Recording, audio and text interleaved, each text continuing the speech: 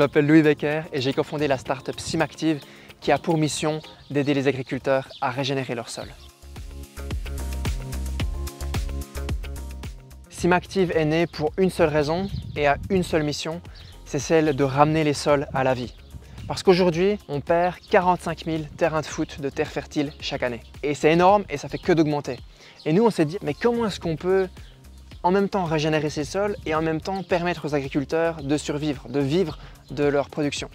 Et donc on développe un engrais qui est entre un engrais et un biostimulant qui va en même temps aller régénérer le sol tout en augmentant les rendements. Comme ça, les agriculteurs peuvent vivre de leur passion.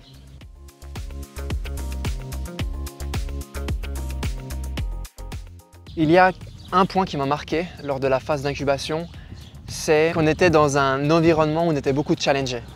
Et ça, je trouve que c'est quelque chose qui a énormément de valeur, surtout pour les entrepreneurs, parce que souvent, quand on voit des entrepreneurs, on va les encourager à pousser dans leur direction. Et je pense que c'est bien les encourager, mais pas forcément dans leur direction. C'est-à-dire que la majorité du temps, l'idée soit est mauvaise, soit elle doit être pivotée, soit elle doit être modifiée. Et l'Innovation Booster, ça nous a permis de vraiment revenir à l'état de base. Quel est le problème qu'on veut résoudre aujourd'hui? Pour qui et comment on résout ce problème.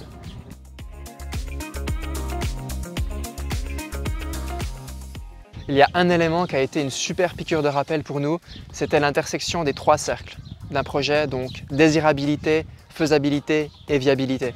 Et souvent, on a tendance à se focaliser sur un cercle, on va se dire est-ce que le projet est faisable, alors qu'il faut aussi qu'il soit viable et surtout qu'il soit désirable.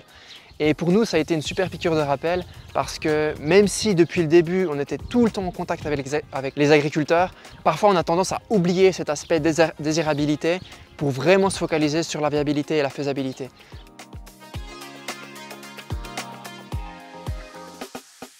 Alors oui, je recommande totalement de s'inscrire au programme Innovation Booster parce que pour moi, il y a un piège dans lequel tous les entrepreneurs tombent, ou presque. C'est le piège de penser que pour réaliser le projet, il faut foncer tout seul. Mais en réalité, tous les projets qui sont nés autour de nous, toutes les réalisations sont nées du collectif. Et on a besoin de ce collectif. Et ce que j'ai trouvé à Future Food Farming, c'est vraiment un écosystème.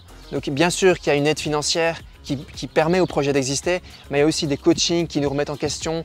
Il y a une mise en relation avec des gens qui peuvent nous aider. Et pour moi, c'est ça la valeur, c'est qu'on va créer un écosystème autour du projet, ce qui augmente énormément les chances de réussite.